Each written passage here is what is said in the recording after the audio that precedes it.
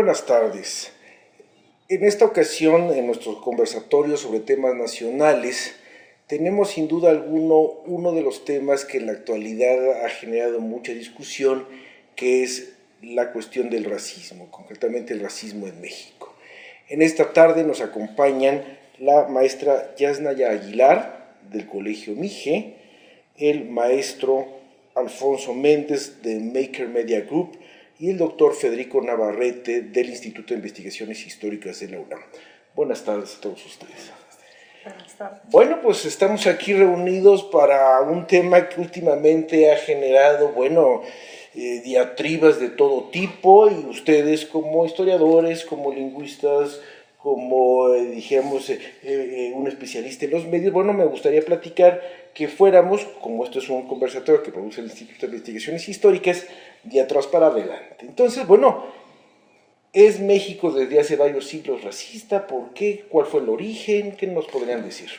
Pues quizá como historiador yo podría hacer una propuesta que desde luego no es una respuesta definitiva, sino una hipótesis de investigación que he ido manejando, que yo diría que el racismo es una especie de camaleón que cambia siempre de piel, pero a la vez sobrevive, porque las prácticas discriminatorias que separan personas que tienen más acceso a la educación, al poder, a la riqueza, y personas que tienen menos acceso, pues son la base de nuestras sociedades. Y por lo tanto el racismo ya desde hace 5 siglos al menos se ha convertido en una parte integral de la sociedad mexicana, aunque ha tenido diversas etapas. Entonces yo marcaría quizá una primera etapa, la fundadora del racismo contemporáneo de México, que existe en México hoy, que sería la etapa colonial, a partir de la llamada conquista, pero más adelante, en realidad, a partir de la consolidación del régimen colonial, se establece una distinción que sigue siendo, las distinciones que siguen siendo básicas en nuestra sociedad. Las personas de origen europeo, los blancos, los criollos, los españoles, siempre arriba, los indios, los indígenas, los naturales, los miembros de los pueblos originarios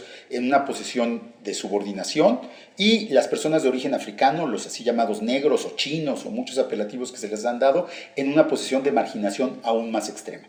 Esas son las categorías que tenemos, que se fundaron en el siglo XVI y que seguimos utilizando en el presente. Y también en el siglo XVI surgió otra categoría que ahora es clave, que es la categoría de mestizo. Entonces, ya desde ahí surgen estas categorías y esta manera de dividir a las personas y de discriminarlas según su origen. Luego, el otro gran momento del racismo mexicano, según mis investigaciones, es el surgimiento justamente de la ideología del mestizaje, a mediados del siglo XIX, finales del siglo XIX más bien, y a lo largo del siglo XX, se plantea la idea de que México debe unificarse racialmente en una sola raza, la mestiza. Esta en teoría suena como antirracista porque se habla de unificación, pero en realidad, para empezar, se hace una distinción de las razas anteriores, o sea, se marca que antes del mestizaje México estaba dividido en razas opuestas, que aparte se supone que si no se mezclan se van a matar entre sí. En teoría, los blancos sobre todo tenían mucho miedo de que un día los indios se vengaran, entre comillas, de todo lo que les habían hecho y los masacraran. Este espectro de la guerra de razas supuestamente va a ser conjurado por el mestizaje. Y por otro lado, la definición de la nación mexicana se hace racial, porque se define como una nación mestiza.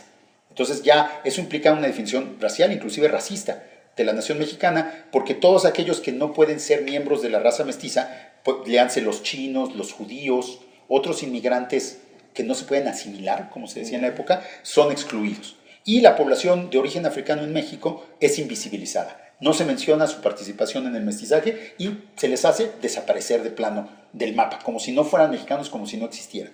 Entonces, estos son los contenidos racistas del mestizaje que han durado desde el siglo XIX hasta el presente en realidad, y que son en buena medida la base del racismo contemporáneo. Y el tercer elemento sería, pues quizá el racismo, la blanquitud, que discutiremos más adelante, yo creo, que es un racismo que surge con más fuerza a finales del siglo XX, con el auge de la cultura globalizadora de consumo de los años 80 y 90, con el auge de los medios de comunicación contemporáneos, está surgiendo un nuevo tipo de racismo en México, que es uno que exalta la blanquitud como el valor supremo, vinculado con todo el prestigio social, con la riqueza, con el poder, y pues relega a todos los grupos que no se conforman a ese ideal a un estatus de inferioridad. Claro. Yatsana, desde el punto de vista de la lingüística, pudiéramos, lo pregunto, en fin, habría dos tipos de racismo un racismo que se da dentro de ciertos grupos que hablan una lengua frente a otra lengua y frente a las lenguas, dijéramos llamarlas originales, y el castellano como lengua oficial. Si quisieras abundar en ese aspecto. Sí, muchas gracias. Yo creo que hay una relación muy fuerte, ¿no?, con la lengua y con el racismo, porque el racismo ordena los cuerpos, ¿no?, ordena la manera en la que nos leen. Entonces es sobre todo como una lectura, en qué posición estás, y eso va a depender de muchas cosas, y eso implica la lengua.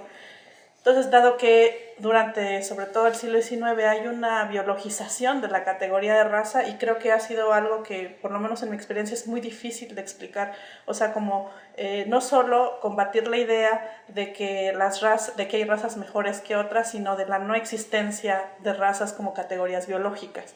Y creo que esa discusión está permeando, o esa falsa concepción de que existe categorías discretas de razas, biológicamente hablando, entonces que el racismo, simplemente pensar que hay unas mejores que otras, ha hecho que mucha gente siga, digamos, pensando que hay una base científica del racismo. Entonces, desarticular la idea de que no existe como categoría biológica, y los biólogos han insistido bastante en eso, no hay un ancestro común, ¿no?, de estas categorías raciales. Entonces, ver que esto es simplemente una construcción social derivada del colonialismo, que ordena los cuerpos, hace que sea también una lectura con la que vemos la realidad, y sobre todo con lo que vemos las lenguas. O sea, lo que se aplica a la categoría indígena, que ha sido totalmente racializada, es pensar que existe la raza indígena y que es una categoría racial biológica, ¿no? Y entonces esto también va a aplicar a sus lenguas, cuando en realidad lo que tienes con los pueblos indígenas, o la categoría indígena, es una categoría más bien política, es una posición en el mundo colonialista, digamos, de haber sufrido el colonialismo, y además que es no haber formado estados. Entonces, en ese sentido, también afecta la lectura de la que se hacen las lenguas indígenas, y entonces todas las lenguas indígenas, a pesar de una gran variedad muy, muy fuerte, se leen como una sola cosa frente a la lengua del Estado, que el Estado usa normalmente, que es el castellano. Entonces, esta, digamos, homogenización de una gran diversidad lingüística también está respondiendo a la lectura racial de la categoría indígena. Y una pregunta para redondear esta inquietud que le puede surgir a varios de los televidentes. ¿Existe o no existe, por ejemplo, una especie de menosprecio de las personas que hablan náhuatl frente a los que pudieran hablar mije, por ejemplo, o no? Claro, las relaciones interpueblos han sido siempre complejas. Sin embargo, yo creo que no se pueden calificar de racismo, porque el racismo necesariamente implica una consecuencia del colonialismo y de la otra categoría, en este caso la categoría blanco, ¿no?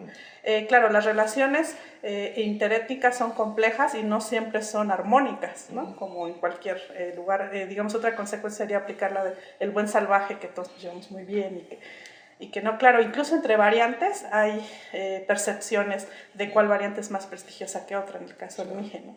Pero yo creo que eso entra en otro sistema de valores y otro sistema de relaciones que es distinto al que llamamos racismo. Claro, me parece muy bien. Bueno, pues sin duda alguna hemos visto aquí de manera muy breve esta especie de transitar desde el siglo XVI hasta la actualidad. Luego el segundo punto, que es lo de las lenguas indígenas, y sin duda, Alfonso, bueno, la otra parte que es lo cotidiano, es cómo a través de los medios de difusión, desde los más tradicionales como la prensa hasta las redes sociales, ¿cómo lidian ustedes con el tema del racismo, de los indígenas, del mestizaje, que es lo que ya hemos estado ahorita platicando? Bueno, yo creo que en los medios de comunicación hacemos una división en los estudios de comunicación, que es los medios tradicionales y los medios digitales, los medios nuevos. Y creo que ha habido una aproximación muy distinta entre uno y otro, digamos, sistema mediático. En el sistema de medios tradicionales, que hablamos de la radio, de la televisión, es donde vemos que se ha constituido desde el origen, ¿no?, desde el origen del sistema mediático mexicano, que desde un principio se privatizó, se establece un sistema que favorece ciertas estéticas, estéticas que van en función de una rentabilidad económica, comercial. Por lo tanto, ahí empiezan a crearse estas nociones y reforzarse también estas nociones de la blancura como una estética de prestigio, de privilegio, de lo deseable, lo cual es sumamente problemático en una sociedad de mayoría morena, porque atrapa a los mestizos en una clase de una dinámica muy cruel, donde vincula patrones de consumo a procesos de blanqueamiento que son irrealizables. Es decir, el consumo y por lo tanto la modernidad, la promesa de modernidad que trae consigo, nos inserta en esta dinámica de blanqueamiento. Si no es a través de estrategias de reproducción, sí a través de estrategias de ascensión de clase, ¿no? De ese tipo de cuestiones. Por el otro lado, en las redes sociales, vemos otro tipo de articulaciones. Ahí hay una horizontalidad de la comunicación. Por lo tanto, vemos la oportunidad de muchos grupos que han permanecido, digamos, en los márgenes de la creación del sentido, con la oportunidad finalmente de iniciar conversaciones, discusiones y visibilizar este tipo de luchas. Las redes sociales responden a una lógica totalmente distinta, ¿no? Entonces yo creo que ahí sí vemos, por un lado, que se reproducen muchos, digamos, estereotipos raciales. Existe el racismo de una manera muy viva en las redes sociales. Sin embargo, vemos la contraposición. Vemos, por un lado, la discusión del racismo en sí mismo, que ha pasado por una negación histórica en los medios de comunicación masivos. Jamás se ha atendido el tema. Recientemente se ha hecho un poco más, pero vemos, por ejemplo, muchos grupos antirracistas que están articulándose, están haciendo redes de apoyo y de comunicación que permiten que el público en general pueda aprender y atender estos temas.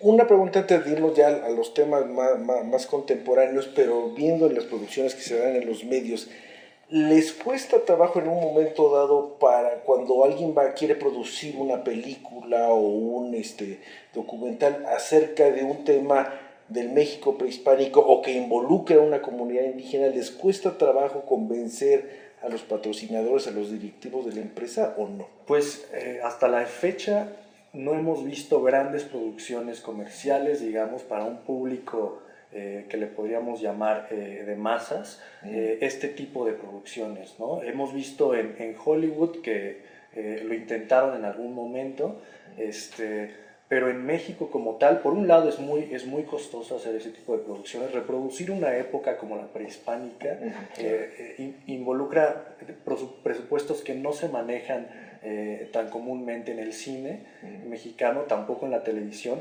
Vemos ya que hay series de televisión en los medios públicos que están abordando este tipo de historias. Yo creo que responde justamente a un ánimo y una coyuntura de que hay un interés creciente por estos temas, ¿no? Y va de la mano justamente con la llegada de los nuevos medios, ¿no? Las audiencias anteriores habían sido educadas para tener ciertos gustos, ciertos intereses, y esto no entraba dentro de ese interés, ¿no? Bueno. Yo creo que podemos ver que hay una proyección y que en algún momento vamos a ver sí más producciones de ese tipo. Yo lo esperaría y creo que hay muchísimo potencial, hay mucha voluntad. Ahorita está habiendo una reforma en el sistema mediático y yo creo que sí va a llevar a ese tipo de oportunidades. Tú has dicho una cosa muy interesante que seguramente tanto Federico como yo lo conocemos, que decimos, cuando hay una producción victoriana, pues te vas a cualquier pueblo inglés y ahí tiene la escenografía, no tiene por qué invertir mucho, las calles son muy parecidas, etc. Federico, tú que has publicado varios libros en torno al tema del racismo, y bueno, eres un especialista en los temas históricos de los pueblos indios, ¿cuándo dirías o cómo quisieras tú abordar digamos, si pudiéramos hablar ya en época republicana, pongamos de Porfiriato para acá, ¿Cómo definirías tú ese problema? ¿Se ha agudizado o no se ha agudizado? ¿Qué pasa con el tema del racismo? Y sobre todo de una sociedad que se dice que no es racista y es profundamente racista, que es un poco lo que tú has dicho en varias conversaciones. Bueno, creo que el primer tema es como ya decíamos, el mestizaje por un lado niega la diferencia racial, dice todos vamos a ser mestizos, pero por otro lado genera racismo. Genera racismo porque excluye a ciertos grupos. Entonces los indígenas son los que deben hacerse mestizos, entonces a ellos el indigenismo del siglo XX les dedicó políticas especiales para integrarlos, como se decía, que era básicamente para pues, que renunciaran a su identidad indígena y que se definieran a sí mismos como mestizos, proyecto que por cierto no fue para nada exitoso por varias razones, aunque sí tuvo un impacto, sí fue una agresión significativa con muchas comunidades desde luego. Por otro lado, también se implanta un racismo entre los propios mestizos, y este racismo mediático del que hemos estado hablando tiene sus raíces también en la propia ideología del mestizaje. O sea, desde un principio los que formulan la idea de que México debe ser una nación mestiza son miembros de una élite cultural que en su mayoría, ¿cómo decirlo?, que han pasado por un proceso de blanqueamiento. Aunque muchos de ellos puedan ser de origen indígena, y varios de los grandes defensores del mestizaje históricamente han sido personas que son de ascendencia indígena, el chiste es que ellos dejaron de ser indígenas. Por medio del acceso a la educación, por medio del ascenso social, se convirtieron en algo más, se convirtieron en mestizos, según ellos cuentan. Entonces, hay una definición de que el camino del ascenso social, educarte, tener mejores trabajos, llegar a ser un político, llegar a ser un empresario, llegar a ser un escritor o llegar a ser un director de televisión, pasa por abandonar tu pasado indígena, tu cultura indígena y adoptar la cultura dominante. Hablar castellano, aprender los valores de la cultura occidental, comportarte como las élites occidentalizadas del país. Entonces, para ellos, para esta gente que defiende el mestizaje, pues se está viendo a sí misma y lo que quieren, entre comillas, es que todos los mexicanos sigan su camino. Que se mesticen como ellos, es decir, que se blanqueen como ellos, en realidad. Este es un fenómeno que se ha dado a lo largo de la historia. La historia moderna de México, a mi juicio, tiene una de las paradojas más fuertes de la historia latinoamericana que yo no acabo de entender. Pocos países como México han tenido tantas revoluciones en los últimos 200 años. Pocos países han renovado sus élites tantas veces como México. En Brasil, las élites de hoy son las élites del imperio, o sea, son las élites de antes de la independencia. En México ha habido cambios de élites, renovaciones de élites, cada 50 años más o menos en promedio, ha sido muchísimo. Pero todas las élites se han blanqueado.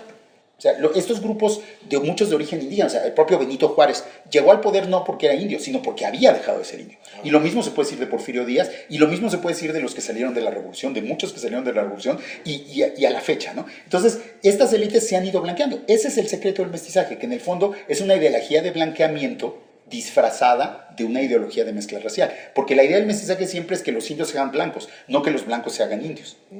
Y luego, por otro lado, si uno ve la manera en que estas élites mestizas, y estoy pensando, por ejemplo, en intelectuales tan destacados como Samuel del Villar o como Octavio Paz, hablan de los mestizos que son menos educados, que son menos ricos, que son menos cultos que ellos, es de un racismo apabullante. O sea, la literatura del mexicanismo del siglo XX, cuando la leemos a ojos del siglo XXI, es sexista, es profundamente misógina.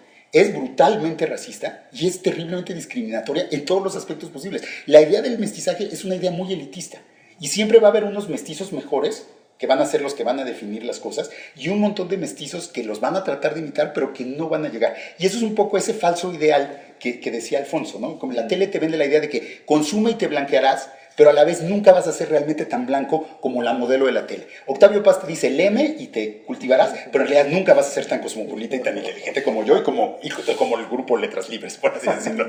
Y así, ¿no? Entonces, el mestizaje es una forma de elitismo, es una idea supuestamente democrática, pero en realidad en la práctica ha funcionado como un elitismo. Y eso se ve en las instituciones educativas, empezando por nuestra propia universidad, que tiene bastante de racista, se ve en el acceso a la educación, el acceso a la salud, se ve en los medios de comunicación. O sea, quizá en los medios de comunicación son el aparador y es donde es más visible. Pero esas prácticas racistas existen en todas las instituciones de nuestro país, privadas y públicas. Sí, eso es cierto, e inclusive hasta se llega a denostar hasta el día de hoy, por ejemplo, en las redes sociales, dicen, por ejemplo, López Obrador es un indio, y dicen, pues no. Comenzando de dónde vienen, creo que los abuelos paternos o maternos, que son de Cantabria, ¿no? A ver, te aviento, Yesnaya, una pregunta que vendría así del imaginario colectivo, que diría, a ver, aquellos indígenas que solamente son monolingües nunca van a poder salir,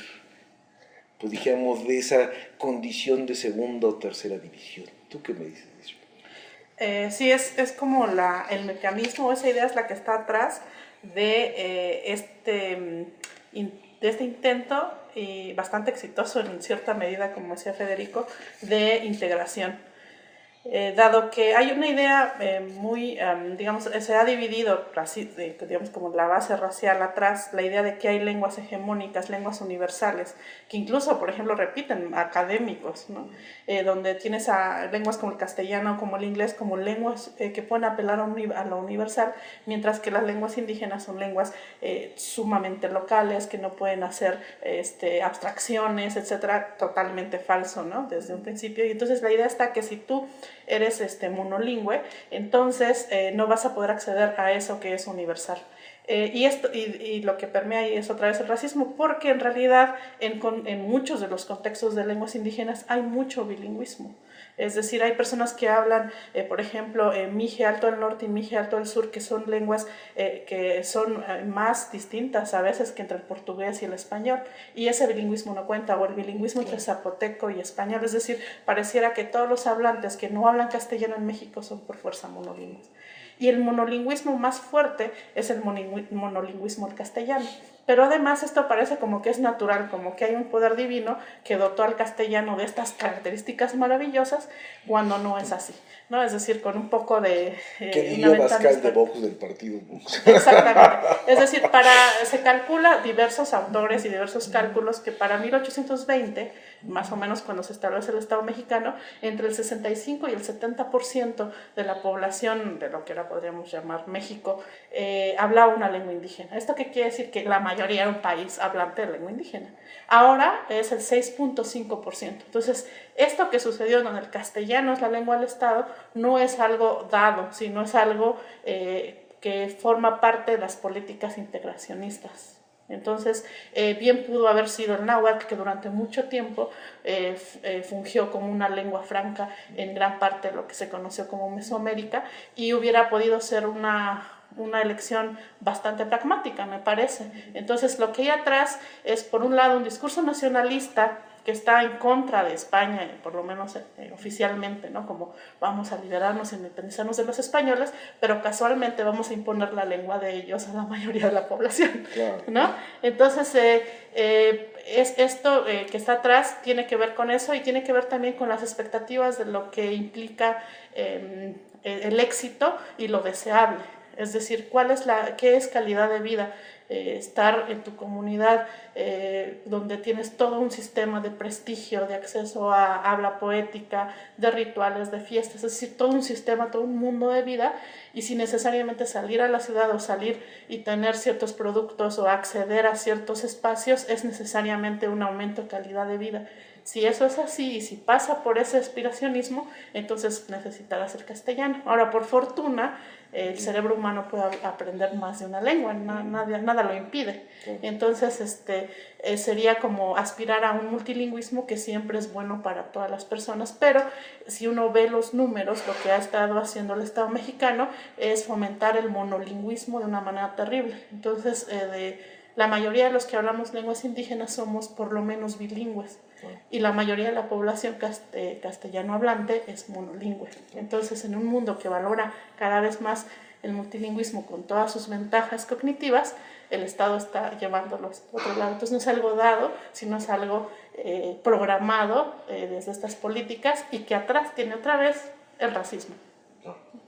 Oye, y aún así, fíjate, lo decía Federico, y hemos avanzado un poco. Me acordaba algunas discusiones que se dan en algunas partes aquí de la Universidad Nacional, donde, por ejemplo, el Centro de Estudios de Lenguas Extranjeras no solamente da cursos de francés y de italiano, sino que ahora, para ser profesor de lenguas extranjeras, también se incluyeron un par de lenguas indígenas, y entonces ya obviamente está el náhuatl, está una variedad de mayas. Entonces es una especie como que en algunos momentos sí hay instituciones y hay instancias que dicen, bueno, vamos a dar un paso para allá, y lo dan. Y hay otros, como dice Federico, que son, bueno, verdaderamente, dijéramos, ya no dijéramos la idea del mestizo, sino el del criollo.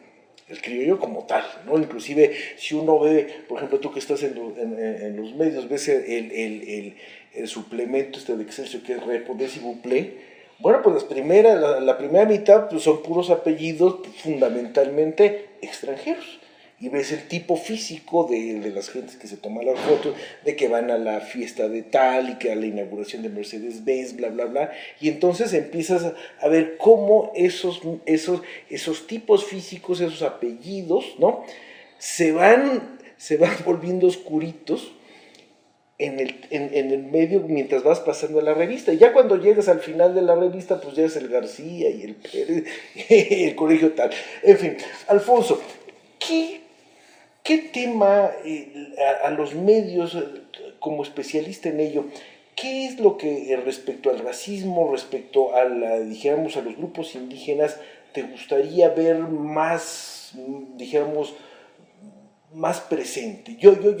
Ahorita que hablábamos de los tipos físicos, nosotros no hemos llegado, y malo que lo diga, como en el caso de los Estados Unidos, que ustedes pueden ver una presentadora de televisión afroamericana, ¿no? Y hasta con algunos kilitos de más. Aquí, bueno, ya con que tenga el pelito negro ya se empieza a dudar, ¿no? Entonces, ¿por dónde iría esa parte, pues, Alfonso? Bueno, en cuestión de los medios, específicamente si hablamos de los pueblos originarios o de los indígenas, considero que más bien lo que ahí se debería de fortalecer es los medios libres comunitarios, más que necesariamente buscar integrarlos a los sistemas de validación mediáticos de, digamos, la modernidad mexicana mestiza, ¿no? Creo que estamos viendo una reforma en las telecomunicaciones que están dotando a los medios comunitarios de mayor facultad, de mayor autonomía, y creo que en ese sentido debemos fortalecer ese lado. Por otra parte, en cuestión de racismo, digamos, en el sistema mediático del Estado mexicano y los grandes medios privados, más que atender las cuestiones étnicas solamente, tendríamos que atender un tema de la racialización de los fenotipos, es decir, hablando de aquella gran mayoría que son los mestizos, ese 80%, 90%, donde se favorecen ciertos fenotipos, ¿no? Que ya hablamos de esos, que son los fenotipos blancos o blanqueados.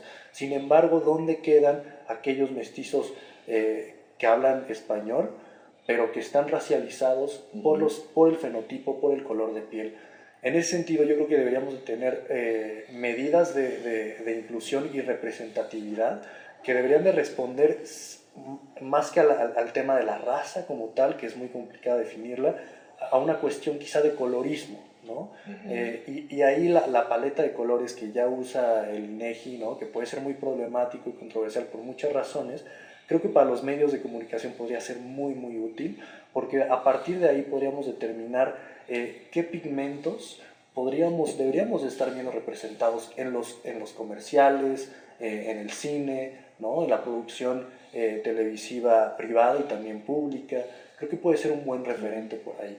Yo creo que es un camino que bueno, vemos que el caso más inmediato en nuestros patrones de consumo es el estadounidense. Allá hay desde hace varios años una apertura a la representación de diferentes razas, por así llamarlas. Aquí, sin embargo, seguimos muy casados con la idea de lo blanco y de la occidentalización de la representatividad mediática. Creo que es momento de que, aunque sí, la cuestión del mestizaje hace muy difícil poder tener medidas de representatividad porque todos somos una raza, supuestamente, no somos como tal, no está tan delimitado como podría ser en sistemas como occidentales mediáticos. Podemos usar medidas de color de piel, por ejemplo.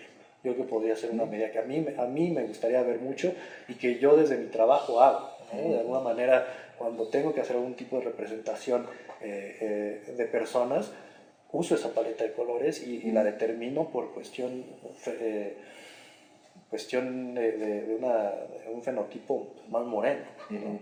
Sí, inclusive hasta en los anuncios del gobierno se da ese racismo. O sea, todos aquellos que salen de algún programa asistencial, ya sea desde las vacunas, las becas, siempre se enfocan hacia un tipo físico mexicano.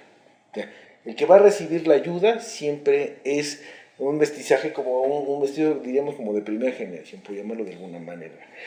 Y luego existe la otra parte, ¿no? O sea, inclusive hasta la manera de cómo se representa y cómo habla aquel que, aunque no es propiamente indio, lo hacen aparecer indio. Pongamos en la televisión cómo lo visten y cómo habla como chuntarito, a pesar de que a lo mejor el actor que lo está haciendo no necesariamente es indígena, puede ser un mestizo, o es más, o puede ser un criollo, pero a la hora de que lo disfrazan como indito mexicano con ese diminutivo, le están haciendo un racismo verdaderamente terrible. No sé qué quieren ustedes plantear, algún tema, problemática. Yo creo que ahí, lo que pasa es que creo que ahí estamos apuntando a dos dimensiones del racismo mexicano que se complementan, pero que hay que distinguir conceptualmente, ¿no? Por un lado están las discriminaciones tradicionales, por ejemplo, contra los pueblos indígenas o los afromexicanos, que tienen que ver con diferencias culturales, que tienen que ver con lengua, que tienen que ver con cuestiones étnicas. Y por el otro lado está este racismo cromático, que algunos llaman pigmentocracia, que se practica también contra estos pueblos, porque finalmente se les coloca siempre, se les considera más morenos, más oscuros, y eso es parte de la discriminación que se les hace, pero que se practica también entre los mestizos, que es el que tiene que ver directamente con el color de piel, pero que también tiene el referente. Se da por supuesto que un mestizo más moreno es, entre comillas, más indio, y que por lo tanto tiene las categorías, los atributos raciales negativos del indio, ¿no? Entonces, creo que se mezclan, pero a la hora de combatir los dos racismos, creo que sí vamos a tener que necesitar tener herramientas diferentes para los dos racismos. Combatir la discriminación lingüística es una cosa, combatir la discriminación cromática es otra, y pues la paleta, ese es el punto, ¿cómo la podemos usar para que logre efectivamente eliminar estas distinciones de color? O no sé si eliminarlas o atenuarlas, pero cuando el riesgo que tiene es hacerlas más visibles aún, y por el contrario las podría acentuar. No sé, esa es una duda que queda con la paleta de color, que creo que daría para otros conversatorios. Y por otro lado, yo creo que también en los medios es muy importante la diferencia entre representación, quién sale en los medios, pero creo que la pelea fuerte es quién habla en los medios. O sea, yo creo que en nuestro país sí necesitamos medios en que aparezcan gentes de más colores, pero sobre todo necesitamos medios más democráticos, en que dejen de hablar las mismas personas que siempre han hablado, en que se escuchen, no solo que aparezca gente morena, que se escuchen las voces de gente que no son universitarios de la Ciudad de México, gente que tiene otras trayectorias de vida, que viene de otras realidades, los migrantes, las mujeres, los miembros de comunidades, no solo indígenas, sino campesinos, ¿no? Los miembros de los trabajadores informales, o sea, mucha otra gente que no solo no aparece en los medios, sino tampoco se escucha en los medios, ¿no? Entonces creo que esa también sería otra dimensión de la inclusión. Sí, ahí como agregar esa parte que como para mí el racismo es una lectura, entonces esta lectura va a estar también, digamos, influida por diferentes cosas. Entonces tú puedes tener la piel más clara, pero si tienes un traje tradicional y hablas una lengua, entonces lo cromático pasa a segundo plano. Entonces están interactuando todo el tiempo, de tal manera que tú aquí puedes ser leído como un profesor universitario blanco, pero si vas a Estados Unidos vas a ser como del brown, ¿no? O de colorizado, o vas a ser...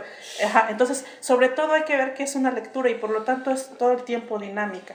Entonces, lo que hace muy peligroso y terrible el mestizaje es que disfraza todo esto y entonces se niega que eso está existiendo. Entonces, hablábamos de cómo mucho de lo que se llama mestizo es más bien desindigenizado por el Estado, ¿no? Por una lectura. Entonces, sí, la parte la parte del color creo que sí, es innegablemente que está funcionando, pero se combina porque no podemos explicarnos el racismo sin el sistema capitalismo que te genera clases y sin un patriarcado. Entonces eso está profundamente imbricado y es muy difícil separar aquí empieza el racismo y aquí empieza el racismo y aquí el patriarcado. Entonces me parece que hacerse esa lectura mucho más integral. Y claro, esta operación de lectura ha hecho que la categoría indígena se despolitice muchísimo. Entonces, al ser racializada, es muy fácil darnos cuenta que no es una categoría racial porque tienes, o que tiene que ver con el color. Tienes al pueblo Sami, un pueblo indígena en Noruega, que es, digamos, en cuanto al color de piel, es muy contrastante, son muy, muy blancos, ¿no? Son indígenas europeos. Entonces, se ve que obviamente el asunto con la racialización de lo indígena oculta que que es una categoría política y que hay que reclamarla como tal. Entonces, además de democratizar los medios, es quien tiene, ahora sí que literalmente, los medios de producción, ¿no? Nuestros propios sistemas, y quién puede ejercer o no y tener los medios de producción de simbolismos, de producción de narrativas, de producción de lo aspiracional desde nuestros propios puntos de vista, de lo que es prestigioso, de lo que es elegante, de lo que es bueno. Entonces, cuando esto pasa, toda la categoría indígena, que es muy, muy contrastante hacia adentro, se vuelve una sola cosa. Entonces, tú nunca confundirías el acento al hablar español de un francés con el de un chino. Hasta hay chistes, ¿no? O sea, se diferencia que alguien que aprendió español como segunda lengua, cuya lengua materna es francés, va a ser distinto a como es alguien que aprendió chino primero. Pero para aquí no importa, todos hablamos como Tizoc, ¿no? Es lo que yo llamo el efecto Tizoc, que es un príncipe tacuate mixteco que vive en los valles zapotecas, pero que parece que se viste como chiapaneco y que habla como como el imaginario ha creado que los indígenas hablamos español. Cuando no tengo mi acento como mije hablante, puede ser totalmente distinto al acento de un nahuablante, porque son lenguas que no tienen nada que ver. El persa y el español tienen más relación, ¿no? Entonces, se ha creado a racializar lo indio como una sola categoría sin ningún corte discreto adentro, cuando lingüísticamente rasgos físicos también. Entonces, los rasgos físicos, incluso el color, son una lectura. Entonces, a mí la paleta me causa problemas, porque entonces ¿qué lectura se está dando? O sea, esa paleta, ¿quién la está viendo? Porque es sobre todo una lectura, y yo me pueden leer como blanca en cuanto al color de mi piel en cierto contexto, y en otro contexto no me van a leer como tal. Entonces eso es lo peligroso, claro. creo. Alfonso.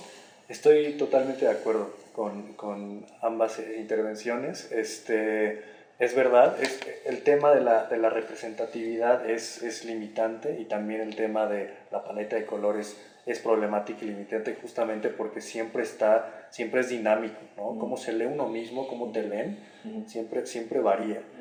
Y siempre se articula con la cuestión de clase, con la cuestión de lengua, con la cuestión de cultura, etcétera, etcétera, ¿no? Entonces, el tema de los medios de comunicación, justamente como dice Yasnaya, también atraviesa por quién tiene los medios de producción.